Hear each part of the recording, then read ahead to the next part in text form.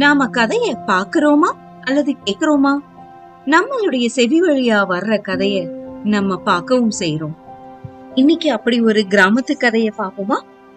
முன்னொரு காலத்துல காட்டுக்குள்ள ஒரு மனுஷன் புலிகிட்ட மாட்டிக்கிட்டான். புலி அவனை கொல்ல பார்த்தப்போ அந்த மனுஷன், நான் நல்லவன், என்னை கொன்றுடாத அப்படின்னு கெஞ்ச ஆரம்பிச்சது.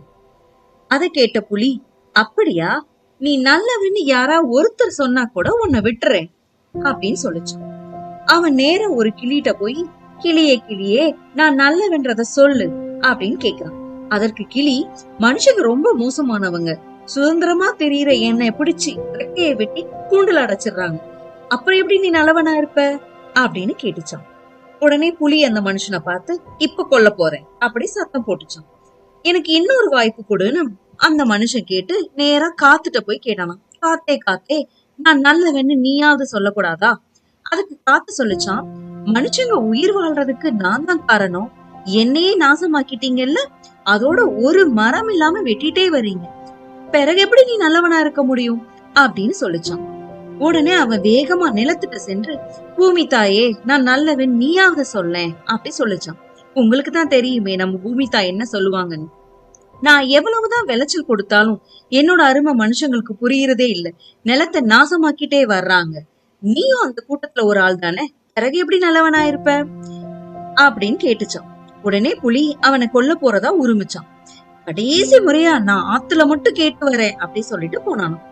நான் நல்லவன்னு நீயாவது சொல்லக்கூடாதா அப்படின்னு அந்த மனுஷன் ஆத்துட்ட கெஞ்சு கேக்குறான். அதுக்கு ஆறு, காலங்காலமா மனுஷங்க குடிக்கிறதுக்கும் குளிக்கிறதுக்கும் விவசாயம் செய்யறதுக்கும் உதவி பண்ணிருக்கேன், ஆனா நீங்க என்னைய எவ்வளவு பாலடிக்கிறீங்க, தண்ணீரோட மதிப்பை உணரவே இல்லை, அப்ப நீ மட்டும் எப்படி நல்லவனா இருப்ப அப்படின்னு பதிலுக்கு கேட்டுச்சான். இதுக்கு மேலும் பொறுமை இல்லாத புலி அவன் மேல பாஞ்சப்போ மரக்கிளையில ஒரு காக்கா புலிய பார்த்து சொல்லிச்சான், பாவம் விட்டுருப்பா, நல்ல மனுஷன்.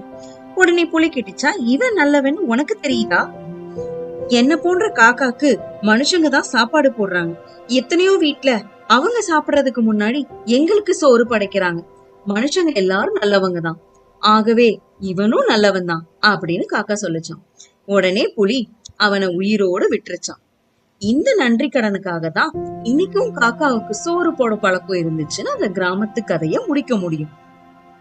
இது ஒரு எளிமையான கதை தான், ஆனா நம் மண்ணையும் தண்ணீரையும் காத்தையும் எப்படி நாம நாசமாக்கிக்கிட்டு வர்றோம் அப்படிங்கறத கண்டிப்பதற்காக சொல்லப்பட்ட கதை.